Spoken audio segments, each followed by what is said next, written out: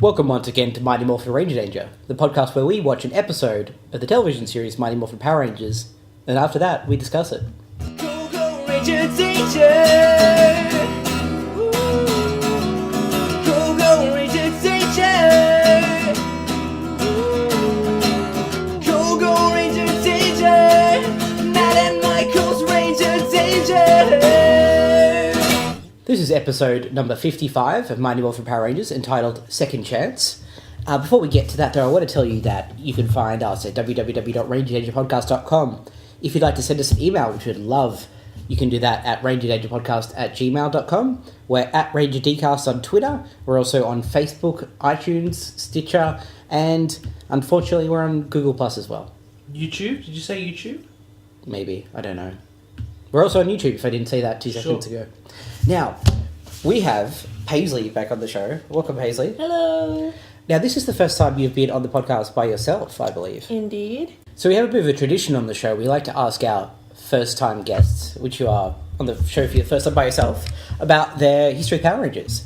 So you want to tell us about how you first encountered Power Rangers, Paisley? A very limited experience with Power Rangers. I remember watching the one movie, I'm pretty sure it was Power Rangers, embarrassing if it wasn't, that involved lots of, purple goo or something. Yeah. If there was purple goo, it was Power Rangers the movie. There was definitely... Almost certainly. Awesome. It was awesome. 80% purple goo by volume, unfortunately, that film. Okay. Oh, and then one episode of, I think it must have been one of the TV shows, and all I remember is that the yellow Power Ranger, who was, tribal or something, ate someone's birthday cake. That's almost certainly Lost Galaxy. Yeah. Yeah. Because the yellow Lost Galaxy Ranger was from another planet and she had a Xena outfit. Yeah, kind of, that definitely happened. Carried a big stick around everywhere. That show was weird. They was. really pissed at her for eating this birthday cake. For this show, that show was weird. Yeah. Eating a birthday cake. That's such a bizarre conflict for a plot. I'm sure it was slightly more involved than that, but that's all I remember. wouldn't be so sure.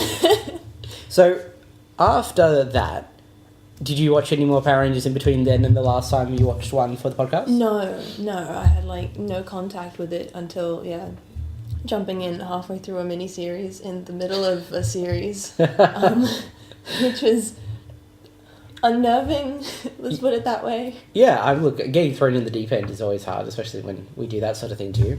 But today you're going to get to watch just a regular old episode that shouldn't be in the middle of anything. Unfortunately, it's guaranteed to be disappointing after last week's pumpkin wrapper. Yeah, I missed out on the pumpkin wrapper. It was amazing. It was Michael's favourite thing in the world. That is actually no word of a lie. That is a true sentence. Because I saw the YouTube video clip of it, and I was like, no, this is like a mock-up that someone's made of. No. The fake Oh my, dumb no. Power I went Rangers. home and watched that easily a dozen times. It was pleasing. All right. Okay, so we got a Facebook message. Yes. Do you have that up? I do have that up. Awesome. So this was a message from Tyler, Yeah. who's been leaving us some very kind messages on Facebook lately. Thank you which very really, much, Tyler. Thank you indeed. But in this one, he actually had a question. He was saying that he's started watching season 2 a bit, where obviously Lord Zed is a million times better than Rita. Yep. And his plans surprisingly make sense generally. Well, I'm looking forward to that. Yeah. But Tyler is asking about how Zordon always seems to know the names of the monsters, because he's saying here that in the episode that he watched, Lord Zed creates a plant monster, and then a second after he creates it, Zordon's like, oh, that's this, the monster's name. Right. So yeah, he's wondering how Zordon seems to know everything, and is he like Batman, and he's always prepared and planning for everything. Right. Well, I mean, I think we've talked about this part before, in that a lot of the monsters are like a type of alien that there are others of out there. Yeah. So Zordon knowing them is not particularly strange. Yeah. Like somewhere out there, there's the planet of the pumpkin wrappers. Oh, God. So he just, One day, Michael, one day we'll send you that. You'll live blissfully in peace. Yeah. I also think that it's been demonstrated on the show that both Zordon and Rita / Lord Zed have equipment that lets them see anything and everything that's going on. Yep. Essentially. Including in each other's bases. Are you sure about that? I feel pretty... at least in that Zordon knows what's going on up there. On the moon, right. Yeah. Although that doesn't seem to be always the case. Yep. The evidence does seem to suggest that whenever Rita / Lord Zed comes up with something, Zordon knows it immediately. Sure. And seems to have information about everything they're up to. Do you think he has a mole on the moon? No Power Rangers, there'd probably be an actual mole. Oh, yeah, it would be Dramol. Dramol. And he shoots his hypnotic gas from under his armpits. That's right. I reckon Finster, if it's anyone, Yeah. is just sick of being treated like shit. He isn't even in some episodes. And then Lord Zed comes and he's like, well, I'll make monsters myself. I don't need some clay nonsense. Although- so he's like, well, I'm going to feed information to the head and tube. It could be Babu, though, because Babu doesn't seem to do anything. That's true. So it's not like Babu was ever actively, like, working against the Power Rangers. Maybe, and here's a suggestion. Yeah. Maybe it's Goldar. Why Goldar? That's why he's constantly running away from fights, because he doesn't actually want to fight the Power Rangers at all. Like, he's on their side, they just don't know it. That's an interesting theory. Why do you think would Zordon not tell the Power Rangers? Is that just Because then Rita would know. Of course. He can't say anything. Yeah. There you go. Yeah. Well, we have a few different theories there for you, Tyler. Pick whichever one you want. Pick your own adventure. Yeah. And if anyone else has any theories, send us an email or a Facebook message. Sure. I mean, if you can come up with something more ridiculous than what we've just suggested, we look forward to hearing yeah, it. good luck. Alright, so we're going to go watch episode 55. That's right. It's called Second Chance. Yeah. Who's going to get a second chance? I'm just cycling through my head who have had like A stories among the Power Rangers recently. Yep. Seems like Kimberly hasn't had a lot going on with her Yeah, that's recently. true. So I think Kimberly's a good guess. Sure. It could just be a monster with two heads though, so... I was going to say, do you think we might see the return of an old monster Oh, that'd be having good. a second chance to beat the Power Rangers? What if the pumpkin rapper comes back again? I mean, don't tease me with that sort of nonsense, Matt. Okay? Alright. Alright, I guess we're going to go check that out. Yep. And we'll be back in a sec. See you soon, guys. Alright, welcome back. We just watched episode 55, Second Chance. I would not give that episode a second chance. I see what you did there. Actually, no, it wasn't that bad. No. As far as Power Rangers I episodes quite go. enjoyed it. Yeah, that's alright. Shall we take it from the top? Yeah, I guess. So, what happens in the first scene, Michael? The very first thing is Ernie's posting the results for the tryouts for the junior soccer team. Yeah. And Jason and Zach are there, chilling or whatever. Having juices, Yep. big juices. So Ernie puts the results on the board, and one kid is sad because he didn't make the team, and we Yeah. learn that his name is Roger. And Ernie comes over, talks to Jason and Zach, and says, look, if it was up to me, I'd give everyone who wasn't on the team a second chance to be on the team. And Zach says to him, Ernie, isn't it up to you? And Ernie goes, oh yeah, it is up to me. Everyone gets a second chance. All of like 2 seconds to drop in the episode title. Yeah. Yeah. Now, this... We might as well tackle it now. Sure. Seems to me, this whole episode, a really strange moral lesson. Yep.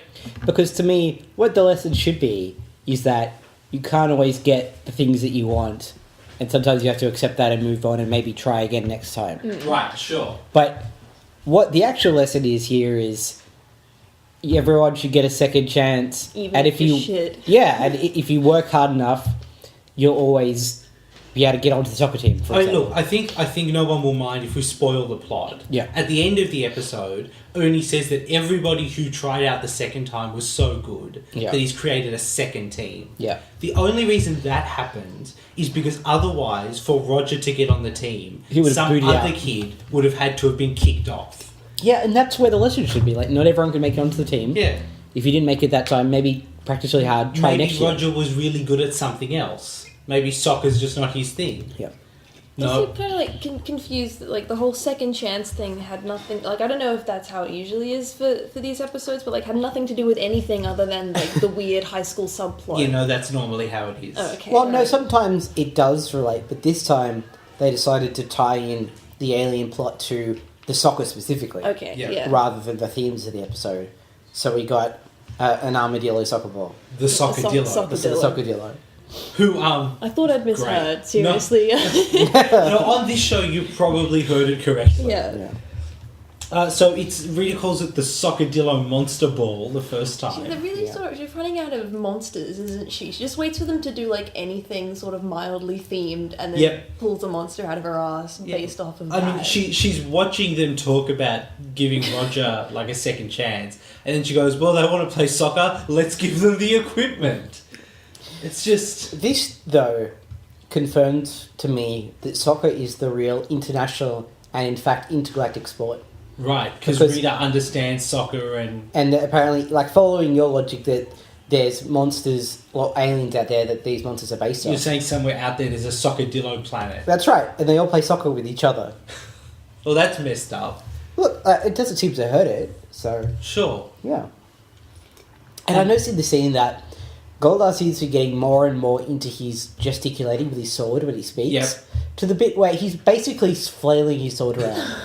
I mean, look, who's the worst? What's the worst damage he's going to do up there? Oh no, I accidentally killed Squat and Baboon. Who cares? Well, if you kill Squat, they're fucked because he's the most effective member of the Sure, team. but the rest of them, Yeah. So can we just like, because I have not watched Sure. like nearly enough of this. What does Rita have against the Power Rangers? What is She why wants is to take over the world, Okay, and they're standing in her way. are they? Well, every time she tries, they stop her. Okay, all right. I think it's more that she's decided that before she can have the world, she has to destroy the Power Rangers. Sure. Okay. I'm not convinced that if she, like in the first episode, she makes an earthquake. If she kept doing that, I don't think there's anything they could do. No. Yeah. But she's got it in her head that she has to keep throwing monsters at them until she succeeds, and then she'll be able to take over the Earth. Sure. I mean, that seems like a reasonable plan. She has a, like, millennia-old feud with Zordon as well. Okay. Do we know why? No. God, no. Well, I think presumably Rita tried to take over the Earth then, Yeah, probably. and Zordon, back when he was a wizard in a forest, fought her off. Of course. Yeah. This show is great. So now he's not a wizard in a forest, he's a head in a tube? Yeah. Well, he's actually stuck in a time warp, which, as far as we can tell, is like a black hole. And what you see in the screen is just like a transmission from the time warp, like a signal, basically. Paisley's For those of giving you us at home, I'm very, Very confused. that's alright, we've done 55 and I'm still not sure I understand it any better. Okay, so the Sockadillo Monster Ball needs charging. Yeah. It's getting like crackling green electricity run over it. Yeah. And it won't be at full power for a while. Yeah. That doesn't seem to ever be a point again in the episode. No. But Do you think that it can also get power by kinetic energy? And that's why the putties spend a while punching and kicking it during that fight?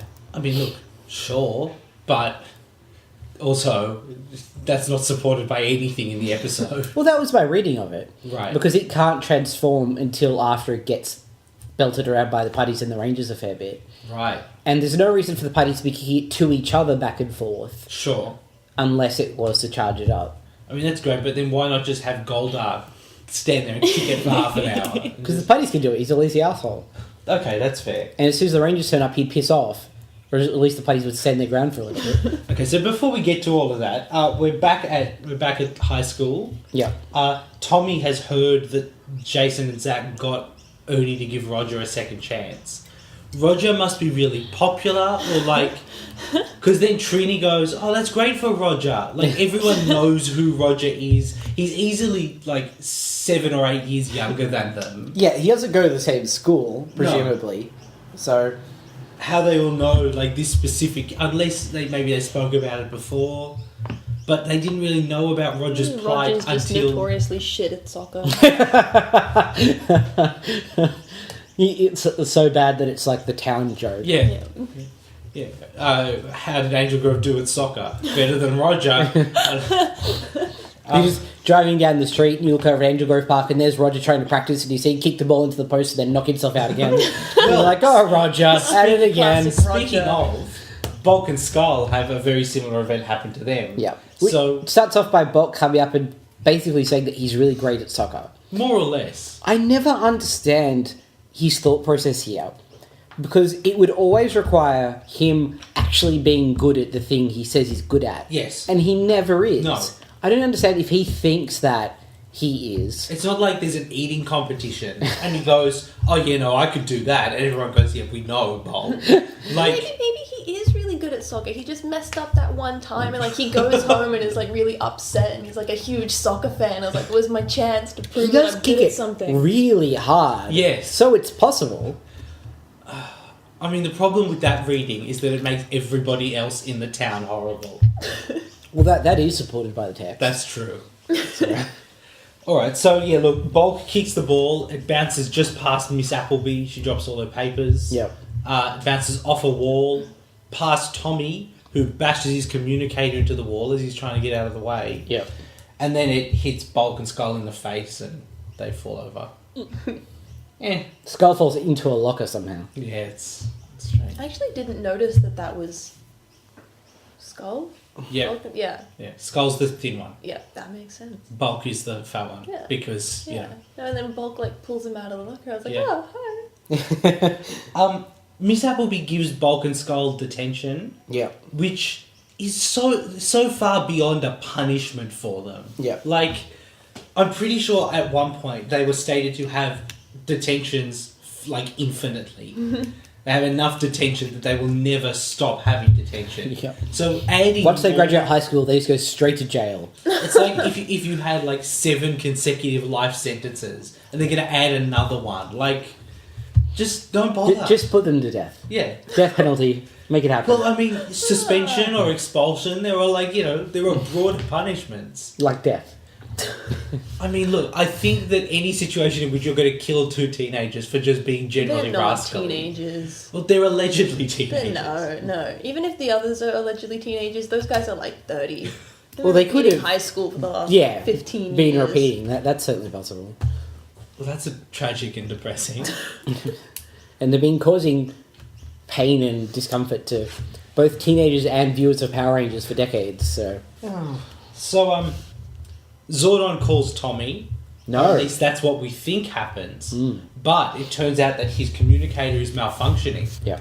And Zordon says, "No, Tommy, you contacted me," which is great. And then Tommy's like, "Oh, I guess my communicator is broken." And Zordon Like just classic, says, like, butt dial. yeah, and Zordon just says, "Zordon out." Yeah.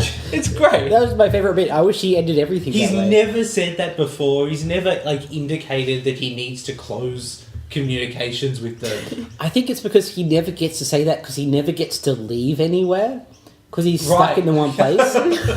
It's something I'm sure he's always wanted to say, but Zordon out! And then he's like, oh, I'm stuck in this tube. So I understand the urge, Sure. but it did stick out as something odd. Yep. So Tommy's in class Yep. with Miss Appleby and Bulk and Skull. Yep. And his communicator keeps going off. And it goes off a couple of times and she tells him to turn it off. And then Turn off what? Sorry, Michael? his pager. Because this is 1993. There's something that will remind you that something's dated, like a reference to a pager. That's true. What are pages? Oh, I'm too young for this. Oh, wow. Okay, I feel so old. Imagine like a mobile phone, Yeah. right? But all it can do is go, like, Michael wants to talk to you. Or to just come up with like a very short message. Yeah. Basically, it's just like a beeping machine that beeps you when someone wants to contact you, and it can tell you who wants to contact you, but not actually give you a message. So it's like before you had a phone that you could take anywhere. Yeah. Sometimes if you're like an emergency doctor who might need to be contacted on the weekend, Yeah. you have a pager, and if it goes beep beep beep beep, the hospital wants you, you can get yourself to a phone Call the wherever hospital. you are and call someone. That actually makes sense. Yeah, Actually, it's, like a pretty decent. it's a thing reasonably to sensible have. technology for the period of time between Yeah. like people who had to never go anywhere and people who just had phones everywhere. Yeah, it's just profoundly outdated now. Yes. In every way. All right, so that's Mighty Morphin Pager danger. So Zach and Jason Yep. are in the park Yep. with Roger. Roger. Who sucks. He's not good at soccer. I mean, they kick the ball to him like 3 times. He's not good at walking. That There's one point where they're trying to practice him stopping it with his foot, which I think even the most uncoordinated of us could do. And he lifts his foot up to stop it and falls backwards. Cut to Rita on the moon, and she says, "That kid's terrible." Which is, you're like, not wrong, but mean even for Rita. It's really picky on the kid while he's down. Even Roger knows, because he comes over and says, "Look, I'm just not good At least this." he's self-aware. Yeah, you guys are wasting your time. Don't bother trying to teach me to soccer. And they said, "No, it's all right." Yeah, instead of saying, "It's okay, you don't have to be good at everything," they say, no, you're going to get good. Yeah. And you will make it to the soccer team. Maybe he's really good at, like, sculpture or interpretive dance. Yeah. Like, he's probably not good at interpretive dance because he has no physical coordination whatsoever. Or maybe he's good at interpreting dance. Right. Right. I don't think that's a thing, but No, it would have been if Roger didn't end up on a career. Roger pioneered the field in interpreting dance. No, he would have if he didn't get into a failed soccer career. Right, sure. And then bomb out at that because he was forced into it by Power Rangers and then spiral into an alcoholic depression. So, Rita wants to send the sockadillo down. Yep. But it's not charged enough yet. Yep. So she sends some putties down. Well, no. Yeah. And then Goldar says, like, quite wisely, like, maybe don't do that yet. Yeah. Maybe just send some putties for the meantime. So she sends some putties down and then immediately sends the sockadillo down. When the putties teleport in, though, one of them teleports onto a tree. I noticed Yep. that. It jumps off. It's just cool. Yeah, it's they're one of those things that... nice kind of little touches. Yeah.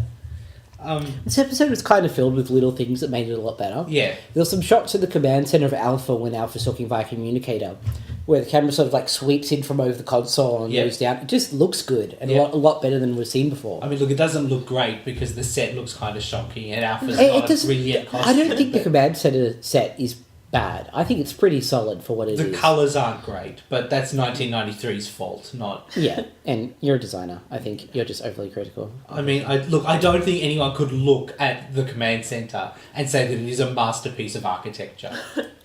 I think it's solid. Anyway. Okay, that was Mighty Morphin Architecture Danger. Send us an email whether you are pro or con command center design. Let us know. Please. So the putties start kicking around the sockadillo, Yeah. and then it can kind of fly. Yeah. It definitely has like powered motion in the air that it can turn around and do stuff. Yeah. So Jason and Zach fight it for a bit, but That was a cool fight scene. that is Actually, like, a really decent fight scene. it's shot all in slow motion Yeah. for some reason. Like, they're pretty decent stuntmen, too. Like, there's lots of front flips and stuff going on. I was quite impressed. All of the Personally. actors are reasonably capable gymnasts. Oh, they're athletes. super capable. Like, some of them are clearly better than others, but they're all very good. And, their acting does suffer a little, but that's the price you pay. I think it's better that the acting isn't amazing, but they're able to sell the physical stuff. Sure. So, 'Cause yeah. that's what's going to get kids in. Yeah, absolutely. So they do some punches and some kicks. The other kids, the other Rangers, except Tommy, who's also in detention, Yep. the other Rangers are all at the juice bar. Their communicators go off. Ernie says, "What was that?" Rather than say, "It was my pager," or anything like that, they allow him to believe that he's having auditory hallucinations because of the stress of this soccer team debacle. Like, oh, I must be hearing things because it has stress. So don't let the guy, like, he's going to go see a shrink. Yeah. He's like... Cut to Ernie, the therapist, sweating and like I scratching keep his head. hearing this beep, beep, beep, beep noise. And Miss Appleby is the next appointment. Yeah. So they go and teleport in. Trini stays back to stay with Roger for some not quite explained reason. No. He's like a 7-year-old. I feel like that made a lot of sense. But they don't. The putties don't appear to be actually going after him at all. No, But, but like the putties, do the putties really go after anyone?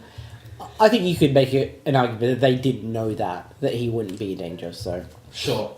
And yeah, so the other four Rangers fight the armadillo. Sockadillo, sorry. And the putties. And the putties. And this is a pretty good fight as well. It's really good. Like, there's lots of flips. Yep. Lots of flips in this one. So It was cool, assisted flip onto a putty. Yep. That was cool.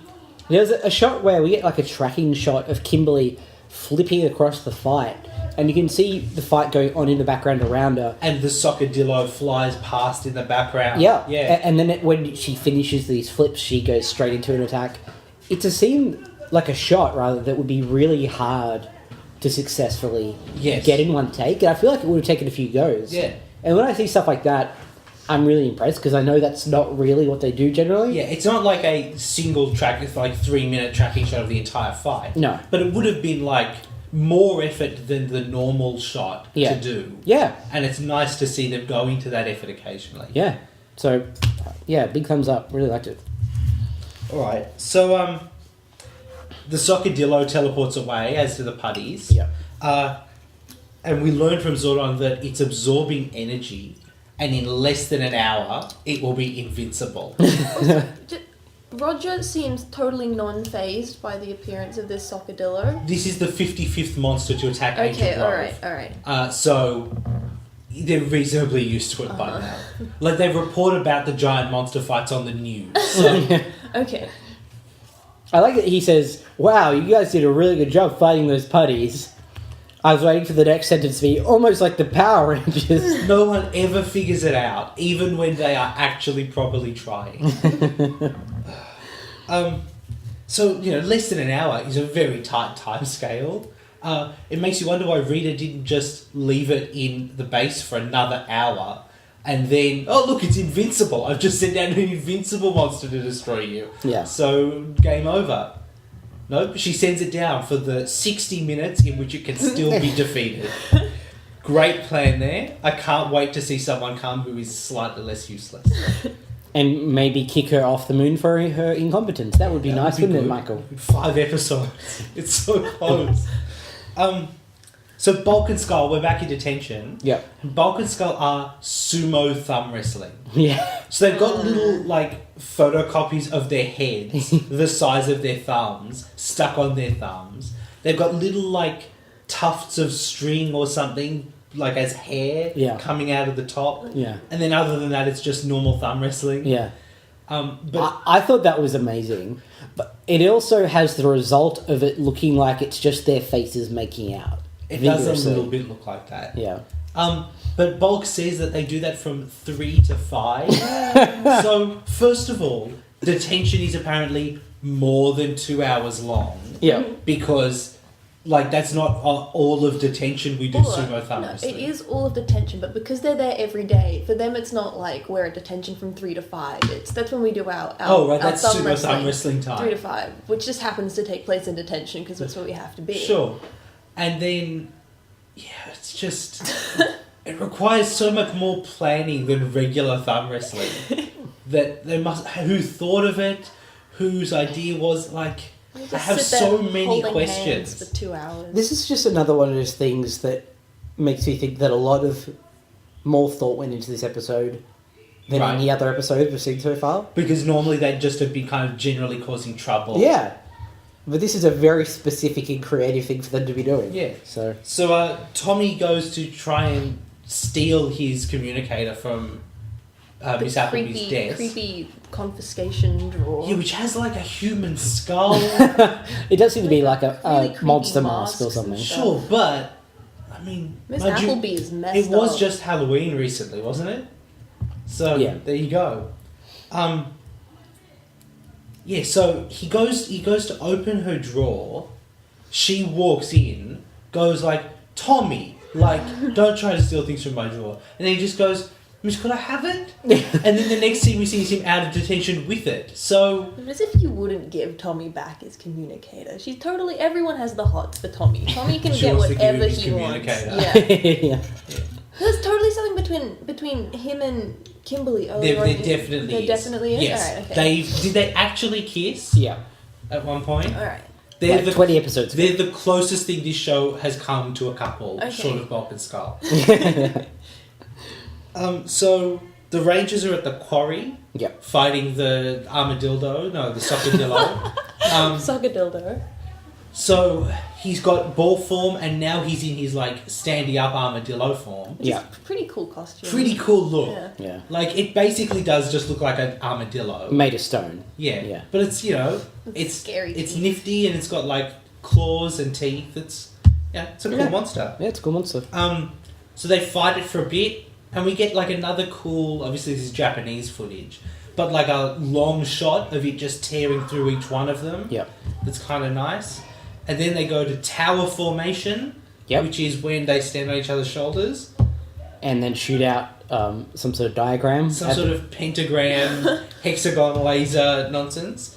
But the sockadillo just rolls up into a ball and it bounces straight off. Yep. What are they going to do, Michael? Well, I don't know what they're going to do. What are they going to do? Well, they need Tommy to defeat this monster. Yeah. So somehow that's... Yeah. They contact Tommy, and although it's difficult because his communicator's malfunctioning... It was malfunctioning for all of like 2 seconds. It was like, oh no, my communicator's malfunctioning, and then he's talking now for 5 minutes. Look, let's be honest. It was malfunctioning for long enough that he could not be in the first fight, but could be in the second fight. Okay. Yeah. I don't think that would come as a surprise to anybody. That is just how this show works. Yeah. So Tommy turns up, and basically their attacks just start working better because Tommy's there. Well, they kind of... the armadillo is in his human form. Yeah. And so that's when they can attack him because he's not curled up into his defense ball. And then he just doesn't roll up into a ball form for some reason to like block all their attacks. And they just wail on him. Yeah. They all use their power weapons in different ways to... Just straight into him. Tree does that hilarious thing where she throws her size at the monster, and of course, because they're both made of rubber, presumably, it just bounces off the monster. Yeah. And it looks hilarious. They never cut away or like cut to one of them already in. So I guess they probably couldn't show like the monster with daggers sticking out of it. That's probably too far. Although they did that scene where the Dragon Zord had the drill, and it drilled straight through the centre of the monster, and then you had the camera shot through its body, through the hole, and you could see the Megazord on the other side. That's true, but I did find out something really interesting. There's a lot of like standards and practices rules these days in American kids' TV about how much violence you can show and what you can't do. A lot of that is a direct result of Power Rangers. Yeah. Is like shots of people complaining about stuff like that. Yeah. And then going, well, yeah, you can't do that again. Yeah. So a lot of it was like reacting to this show. Yeah. And I mean, as we'll see coming up, Lord Zed was so scary that they toned him down. Yeah. So they're certainly not afraid to kind of go all the way. But I think, just having like the monster get impaled by 2 small daggers, probably a bit too far. And there are weird rules. This reminds me of the Comics Code, back when that was actually a thing. It used to be a thing that if a character was shot, you had to be able to see the bullet coming out the other side. You couldn't leave it so people would think that the bullet remained in the person. Right. Which is like... Why? I don't know. It was just some arbitrary rule that they decided. Because I think it was Dan Slott was writing like a Jonah Hex short story or something like that. And then he came across that. And it's just like the most bizarre, specific, why would you care sort of rule. I mean, my favourite... This is entirely unrelated, but my favourite story about the Comics Code is there were all these rules about you can't talk about like supernatural creatures and stuff. Yeah. And so Marvel had like a horror comic that they had to keep within the the bounds of the Comics Code, but it was pushing the boundaries. And so whoever wrote the comic said that the tale was told to them by a wandering wolf man, and the Comics Code objected and said, no, werewolves, you can't tell kids that werewolves are real.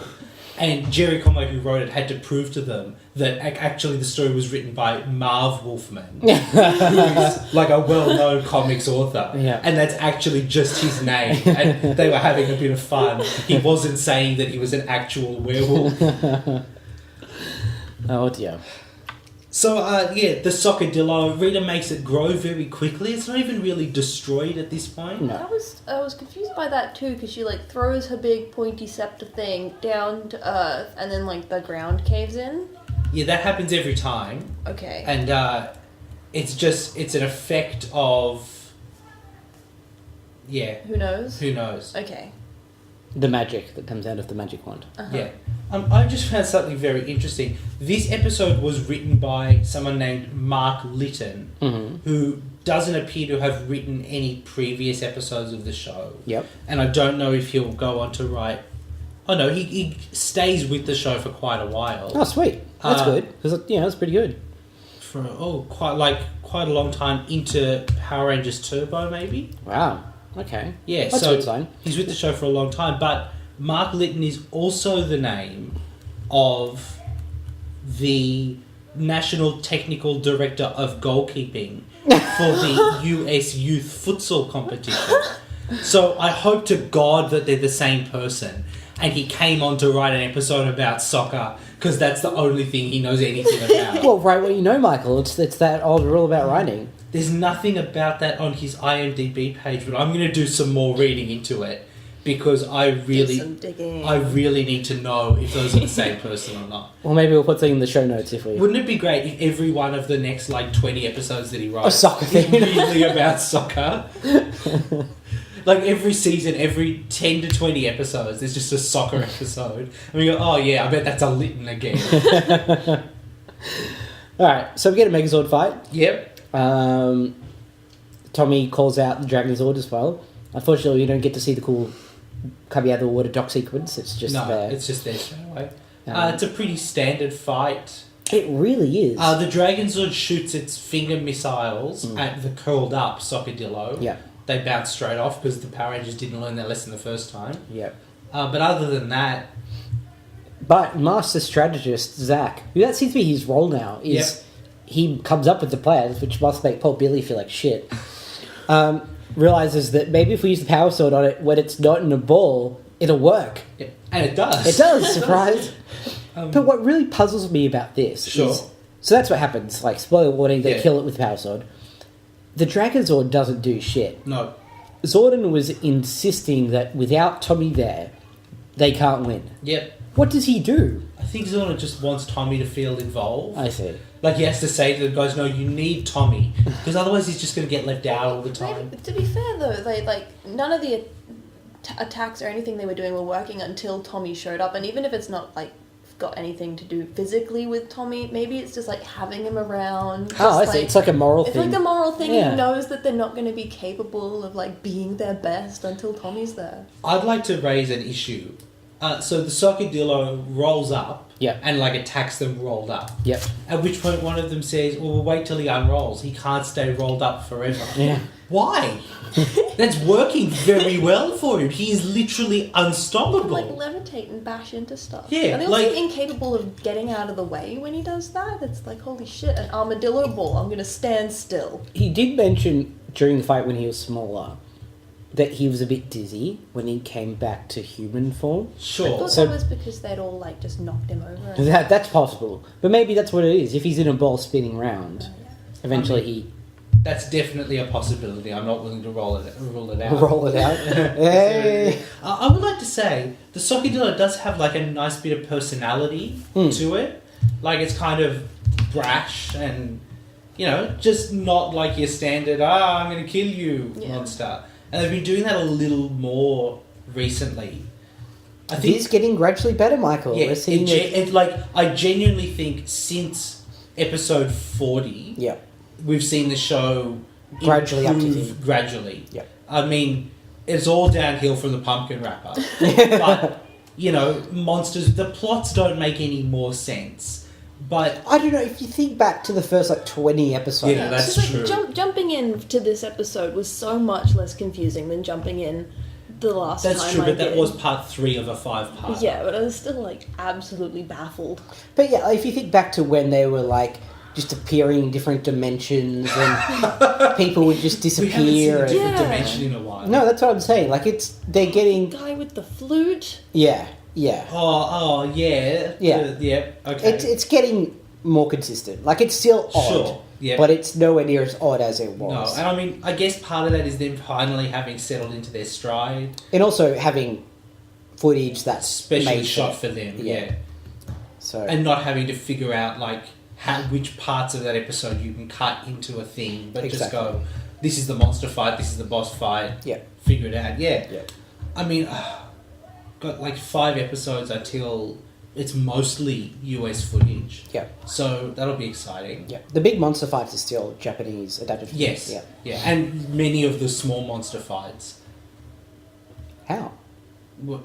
Because wouldn't that be coming from? Oh yes, no, sorry, that's true actually. Yeah. You know, you are correct. Yeah. Yeah. For reasons that we will explain in 6 episodes. Yeah. That's true. Yeah. The big monster fights are strangely edited to avoid that problem. Yeah.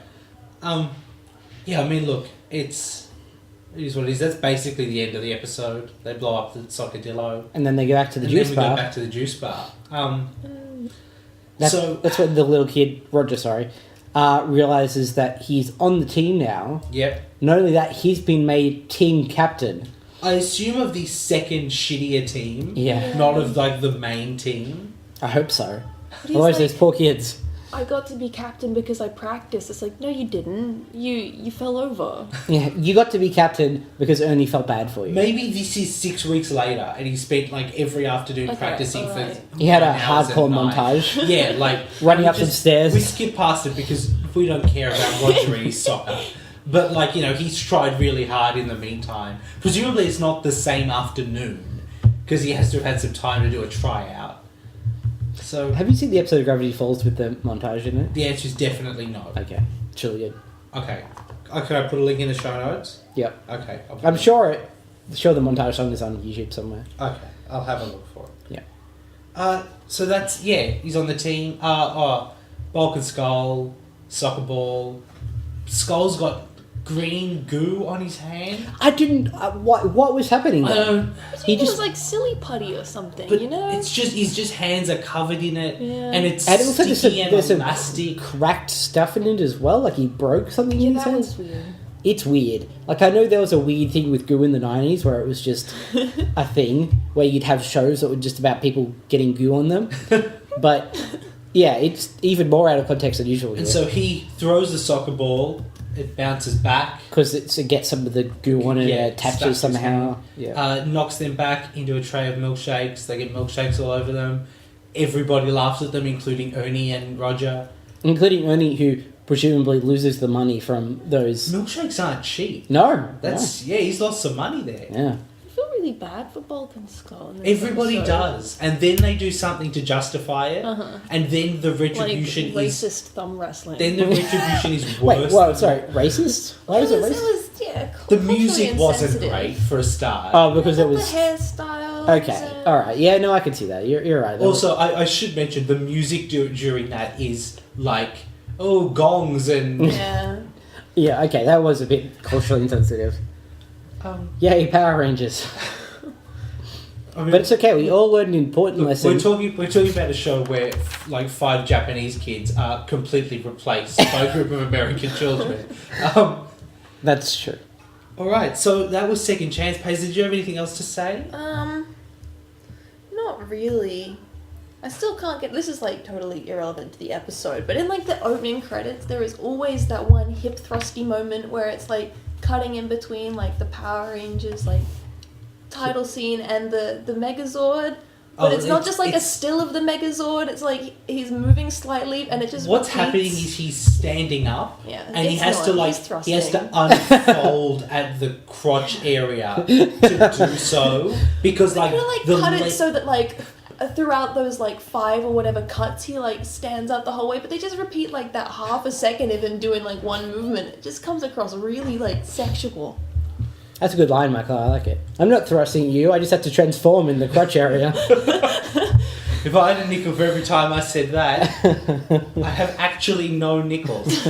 So next week is the episode called On Fins and Needles. Oh, Jesus So, Christ. I mean, it's got to be a fish Yeah. needle monster. Or a shark monster. Yeah. I guess shark's the fish. Are yeah. they? I think I'm pretty sure there's no such thing as fish. I've seen fish before. No. I need to clarify that because otherwise you're all going to think I'm a moron. Like, I've seen at least 8 in my life. all the things that swim Yeah. that we call fish Yeah. are like as biologically I've heard unrelated this. as a fish and a gorilla. Oh, wow. Cats and dogs It's just are that like- they all swim, so we call them all fish. like birds are all genetically quite similar. Yeah. So that's like a classification. But there's no real similarity between like a salmon and a tuna or something.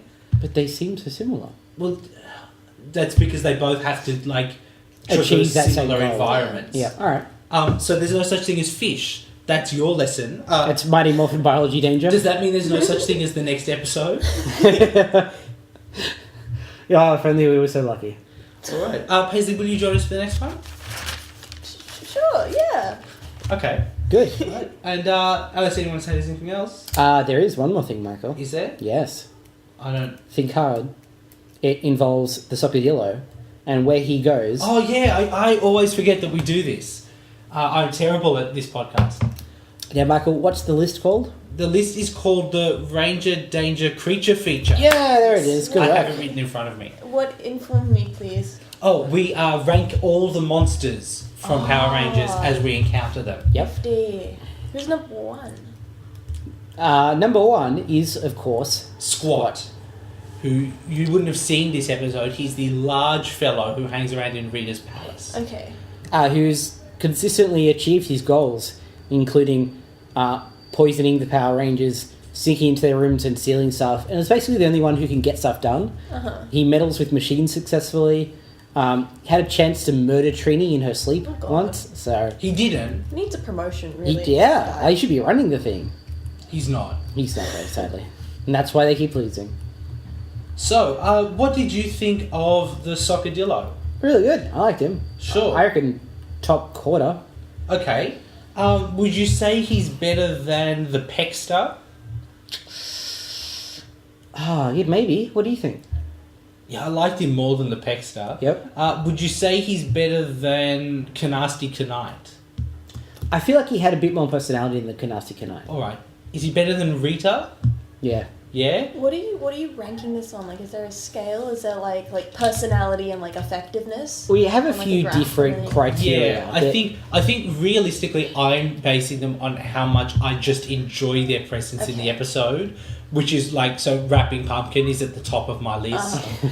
But we have like this effectiveness, as you mentioned, individuality, because there's a lot of monsters that just don't really have any personalities. Yeah. Interesting powers. Yeah, and I think Use in the plot. in the episode, yeah, and all that sort of combines into an overall sort of just how much enjoyment we got out of them specifically. So it's better than Rita. Yep. Not better than Rapping Pumpkin. No. I just that's an impossible. Yeah. Yeah. So that would put him at number 11. Yeah, that's a pretty decent Out spot. of how many? Out of I think we've just done 50? 49. Oh, yeah, there we go. Cool. That's pretty decent. Yeah. Good job. Congratulations, Socodillo. Yeah. Yeah. That's pretty much it. Thank you for listening. Yeah, thank you all very much. Thank you, Thank Paisley, you. for joining us. My pleasure. And remember, you can send us emails at rangeangerpodcast@gmail.com if you have something you'd like us to discuss on the show. Yep. We had some comments before from someone saying they want to hear us talk more about comics on the show. Yes. I just don't quite know how to work that into the format yet, No. because like Michael and I could talk about comics until the cows come home. Yes, we could do an entire separate podcast, literally a new episode every day, talking about comics. Yeah, but I don't know how we could tie that in. Since we no longer talk about Power Rangers outside of the podcast, Yeah. so that we have stuff to talk about, we'll figure something out. Yeah. Cool. All right, thank you very much, and See you next week. Ew. yeah, bye guys.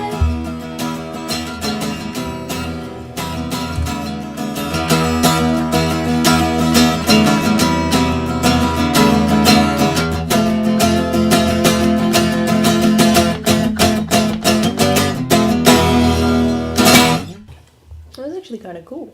Hmm.